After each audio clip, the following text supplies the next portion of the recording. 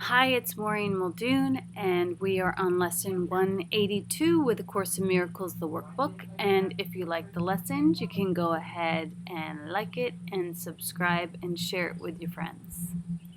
So today, 182, I will be still an instant and go home. Home is this place of safety. Home is this place of holiness. Home is this place of peace. Let me be still a moment and return to my right-mindedness. Home is my right-mindedness. The world you seem to live in is not your home, and somewhere in your mind you know that this is true. A memory of home keeps haunting you as if there's a place that called you to return, although you do not recognize the voice, nor what it is the voice reminds you of, yet still you feel an alien here, from somewhere all unknown. Nothing so definite that you could say with certainty that you are in exile here, just a persistent feeling, sometimes not more than a teeny throb, at other times hardly remembered, actively dismissed, but sure to return to mind again.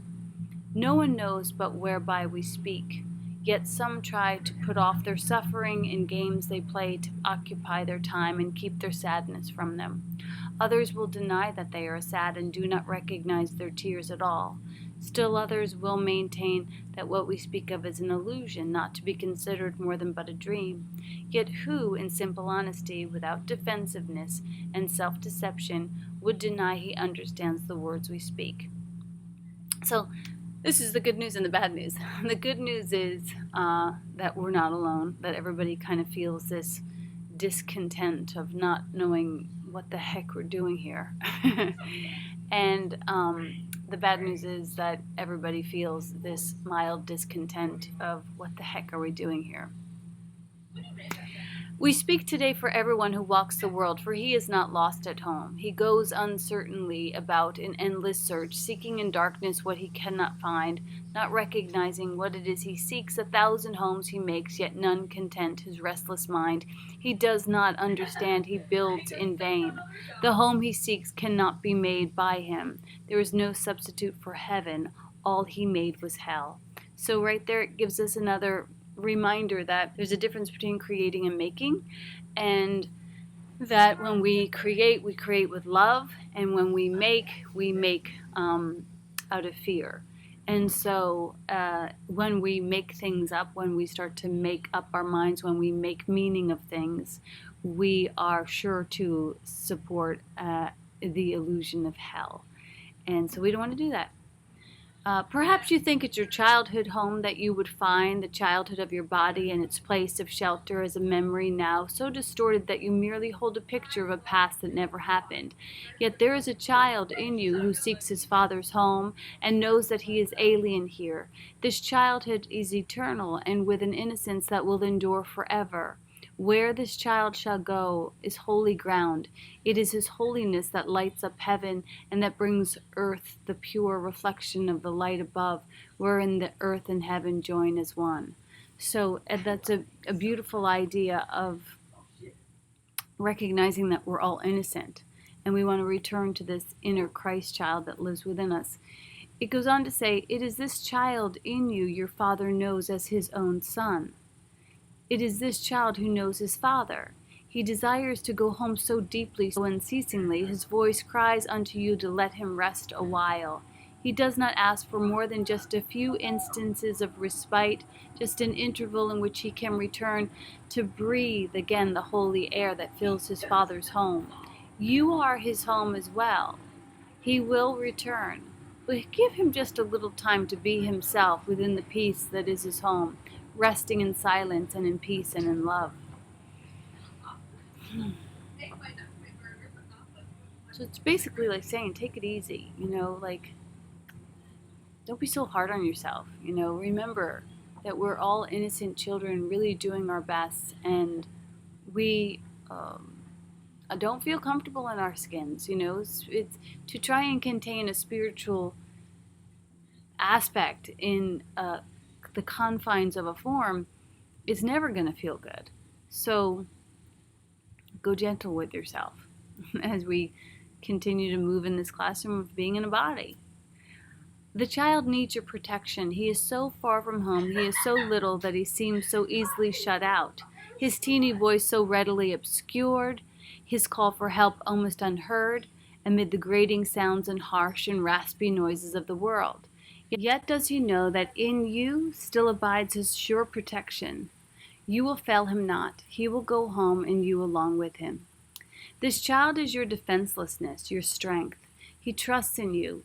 He came because he knew that you would not fail. He whispers of his home unceasingly to you, for he would bring you back with him, that he himself might stay and not return again where he does not belong, and where he lives an outcast in a world of alien thoughts. His patience has no limits. He will wait until you hear his gentle voice within you, calling you to let him go in peace along with you to where he is at home and you with him. So it's like this Christ child is born in each of us, and it knows our optimal truth, and it waits patiently for us to get on board with it. And but it's also not ever going to be comfortable here. When you are still an instant, when the world recedes from you, when valueless ideas cease to have value in your restless mind, then will you hear his voice. So poignantly he calls to you that you will not resist him longer. In that instant he will take you to his home, and you will stay with him in perfect stillness, silence, and at peace, beyond all words, untouched by fear and doubt, sublimely certain that you are home. Rest with him frequently today, for he was willing to become a little child, that you might learn of him how strong he is who came without defense, offering only love's message to those who thinks he is their enemy. He holds the might of heaven in his hands and calls them friends and gives his strength to them that they might see he would be friends to them. He asks that they protect him, for his home is far away and he will not return to it alone. When you are still an instant, when the world recedes from you and valueless ideas cease to have value in your restless mind, then will you hear his voice. So poignantly he calls to you that you will not resist him longer.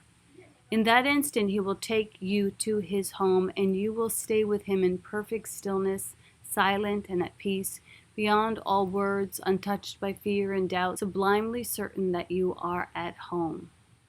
Rest with him frequently today, for he was willing to become a little child that you might learn of him how strong is he who came without defense, offering only love's message to those who thinks he is their enemy. He holds the might of heaven in his hands and calls them friend, and gives his strength to them that they may see he would be friend to them. He asks that they protect him, for his home is far away and he will not return to it alone. Christ is reborn as but a little child each time a wanderer would leave his home, for he must learn that what he would protect is but this child, who comes defenselessly and who is protected by defenselessness. Go home with him from time to time today. You are as much an alien here as he. Take time today to lay aside your shield, which profits nothing, and lay down the spears and swords you raise against an enemy without existence. Christ has called you friend and brother. He has even come to ask your help in letting him go home today, completed and completely. He has come as does a little child who must beseech his Father for protection and for love. He rules the universe, and yet he asks unceasingly that you return with him and take illusion as your gods no more. You have not lost your innocence. It is for this you yearn. This is your heart's desire. This is the voice you hear, and this is the call which cannot be denied. The Holy Child remains with you. His home is yours.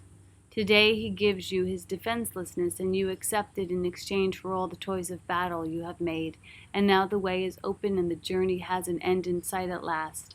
Be still an instant and go home with him, and be at peace a while.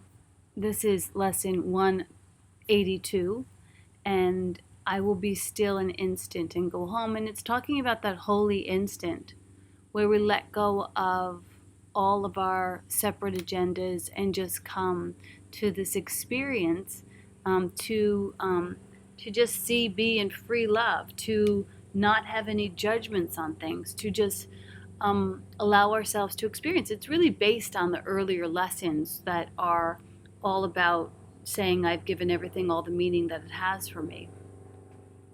And so that's the holy instant, that we come home and we just allow ourselves to just be and just to experience what is, without judgment or condemnation or concern or agenda or navigating. And in that instant, we literally come home to ourselves. We come home to that namaste experience. We come home to that mutual blessing, that miracle moment. And it simply requires that we let go of everything else. And so some might think of this as meditation. Some might see it as contemplation. I see it as the difference between longing and belonging. So in longing, I'm going to be in this moment, but not actually be in this moment. I'm going to be longing for something outside of myself. If this was like this, or if they were here, or if I was over there, or if my bank account looked like this, or if my boyfriend was this, to have something, have this longing, this inner longing within us that says that something needs to change. Now, the inner longing is really that inner longing that's saying, like, I don't belong here. And it talks about it in this lesson. So we can switch up and give up that longing for just being, and being in this moment, to just be in this moment and recognize that I belong to everything, and that everything belongs to me, because everything is right here and right now. There's nothing more than this. And if I recognize that, I can eradicate the addiction to longing for more, and I can experience Holy Communion with everything. And it's available. You can step through that threshold anytime you want. So I will be still an instant and go home. Thanks for letting me practice with you. Namaste.